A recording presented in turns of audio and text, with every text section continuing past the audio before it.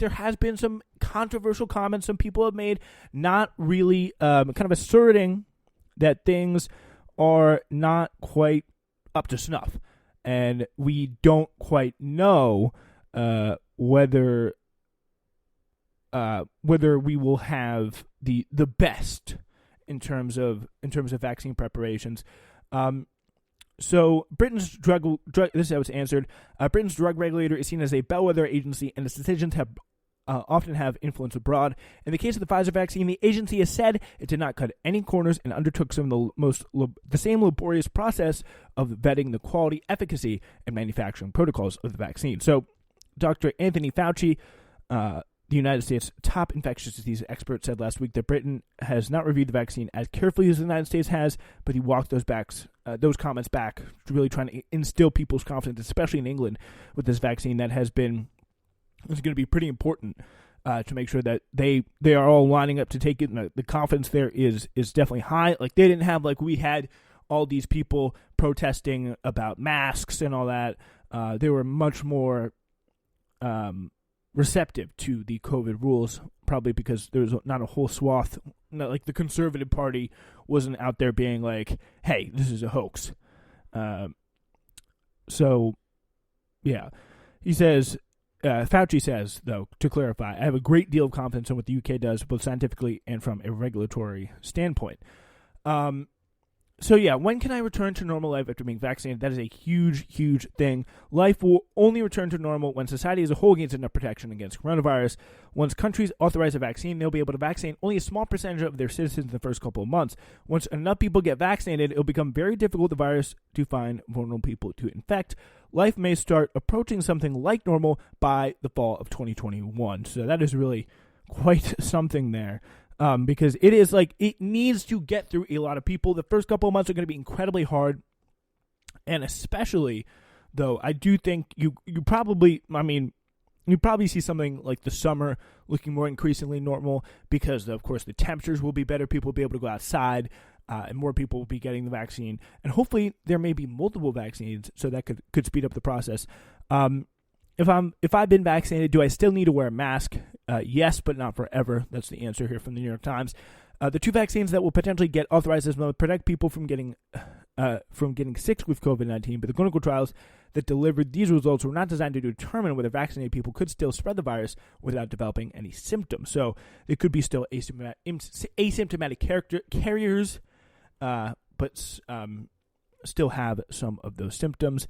The Pfizer and BioNTech vaccines are delivered as a shot in the arm, like other vaccines. The injection won't be any different from the ones you've gotten before. Tens of thousands of people have already received the vaccines, and none of them have reported any serious side effects, and some felt aches and flu-like symptoms that last less than a day.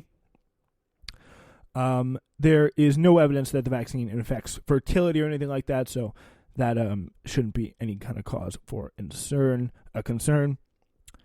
Yeah, so Pfizer's vaccine also got a little bit of a boost of confidence from the FDA over here in the United States. The coronavirus vaccine, again, made by Pfizer and BioNTech, provides strong protection against COVID-19 with the first 10 days of the first dose, according to documents published on Tuesday by the Food and Drug Administration before a meeting of the Vaccine Advisory Group. So that is good, and the question is to find out how long is that going to last. So that's some information there about the vaccine for you. We're going to move on now to a little bit of journalism talk. And I'm talking about Ken Dilanian. He is an NBC, LA Times, AP reporter. And yeah, so here he actually did go on TV this Sunday on MSNBC, said some pretty interesting things. Imagine a sniper who can see twice as far as a human being. Just the idea that China is studying these things is pretty troubling, says Ken Dilanian, about China conducting human tests to develop soldiers with biologically enhanced capabilities. It's really what they're trying to do here. Which is, like, you read that, you're like, that's a little weird. Yeah, so, yeah, the first thing that kind of grabbed me, was the word sniper, because this is pretty cool. Like military snipers, But yeah, so Delaney got an absurdist MSNBC spot pretty much here to explain one of his latest reports, which is based almost entirely off an assertion that the director of national intelligence, John Ratcliffe, made in a Wall Street Journal op-ed. So pretty much, this is the best part about like this kind of intelligence journalism. It's assertions, it's hints, it's distortions, misinterpretations, spin, over-exaggeration. Like that is the hallmark of from probably about, I don't know, since maybe something like 2003, let's say, national security journalists have, or really since I'd say since 9/11, or actually well before that, have just pretty much basically, like, just without question, taken the word of people like the CIA, people like, I mean, that we're all familiar with, the FBI, like intelligence community figures like John Ratcliffe, about how scary everything is, how there's threats pulling in on every single side. There's not going to be any kind of way to stop it. We're all screwed, all that stuff. So essentially what we're looking at here is an aggregation of a single detail from an op-ed published in one of the most Trump-friendly opinion sections in the mainstream media by Trump's hand-picked director of national intelligence, who used to be a Republican member of Congress from Texas. The detail jumped to MSNBC and was compared to Gattaca by anchor Yasmin Vasugian, who joked she was going to be taken out immediately. So all of a sudden we get from crazy Trump Republican conspiracy theorist, former representative from Texas, saying all these things about China, and all of a sudden, it's on MSNBC, just like that. And that is all through Ken Delaney. And so here's what Ratcliffe actually claimed per the op-ed, which is mostly about the Chinese government stealing American tech, something they've been doing for years, pretty much along with everybody else. China also steals sensitive U.S. defense technology to fuel President Xi Jinping's aggressive plan to make China the world's foremost military power. U.S. intelligence shows that China has even conducted human testing on members of the People's Liberation Army in hope of developing soldiers with biologically enhanced capabilities. There are no ethical boundaries to Beijing's pursuit of power.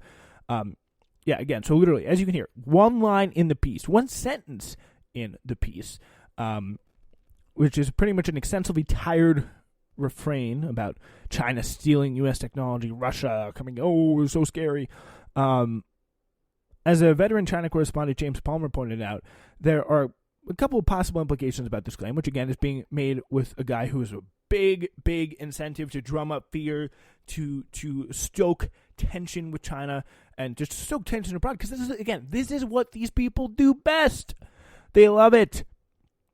So he says, either this is China is effing around with CRISPR on humans for state purposes, which would be a massive story, which you need actual evidence for.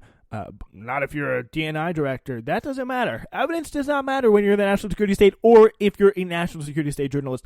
That is something that we definitely do know. Yeah, it would also produce like soldiers in 18 years who probably wouldn't want to be soldiers.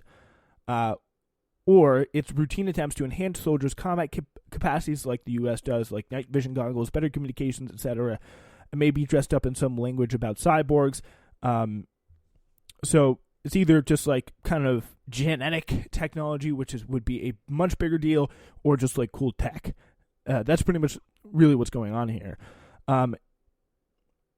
So more likely it's a Chinese firm makes wild claim or military academic writes paper based on late night watching of movies. U.S. intelligence official gets overexcited about this, repeats to journalist. That's his guess on it. China doing human trials on CRISPR gene editing for state purposes would be pretty screwed up. It's also not something that would create a super soldier anytime soon, and if they did, there's absolutely no way the U.S. wouldn't be pursuing the same program, because, folks, we also do this stuff too. Again, this is not to defend the Chinese government, which really does kind of suck, but neither does the U.S. Like, the U.S. doesn't really. If they think, if people out there maybe listening to this or reading or anything related to this think that the United States is, they're not doing anything like this, they're being ethical. I would like to introduce you to the U.S. Defense Advanced Research Projects Agency, DARPA, aka, has multiple public projects exploring various ways that gene editing could affect soldiers' performance on the battlefield, particularly in relation to their response to chemical weapons. This is all stuff that basically everyone is doing. It does not mean you're going to get domed by a Chinese sniper with spider eyes walking out of a TGI Fridays anytime soon. So just everybody calm down. You wouldn't think this from reading Delanian's report, however. After citing Ratcliffe's op-ed, he focuses on a paper in 2019 that suggested China could be exporting battlefield applications to CRISPR, which is really, not quite backed up by any kind of the evidence it needs. So the paper's authors are a former Navy officer and scholar who works for the Center for New American Security, a small D.C. Think tank that is funded by... Are you ready for it? Northrop Grumman Aerospace Systems, Airbus Group, the Boeing Company, Chevron, Lockheed Martin, Raytheon, Taipei Economic Cultural Representative Office, the Chinese U.S. government, BAE Systems, BAE Systems, BP America, ExxonMobil Corporation, like literally everything that would stand to benefit from more war with China, every company. So Delanian also included this absolute gem. His office and the CIA, this is the Chinese request for comment from China. This is how we get a request for comment. His office and the CIA did not immediately respond to requests to elaborate on the notion that China sought to create super soldiers of the sort depicted in Hollywood films like Captain America, Bloodshot, and Universal Soldier. Very telling about how these people kind of view this stuff. Actually, that was the American intelligence he was requesting comment from. It's curious Delanian didn't hear back from the CIA, though, because throughout his career, he's really been pretty good at asking them stuff, or maybe he's been good at hearing some stuff from them and repeating it without any kind of verification. So good, in fact, he spent years literally showing their press officers his story drafts while working for the LA Times, The Intercept reported, which is it's really pretty something. So The Intercept reported this in 2014. Email exchanges between CIA public affairs officers and Ken Delanian, now an AP intelligence reporter who previously covered the CIA for the LA Times, showed that Delanian enjoyed a closely collaborative relationship with the agency, explicitly promising positive news coverage and sometimes sending the press office entire story drafts for review prior to publications. In at least one instance, the CIA's reaction appears to have led to significant changes in the story that was eventually published in the Times. In one email, he wrote, "I'm working on a story about congressional oversight of drone strikes that can present a good opportunity for you guys, wink, wink, wink." Delanian wrote to the CIA press officer explaining that what he intended to report would be reassuring to the public about CIA drone strikes.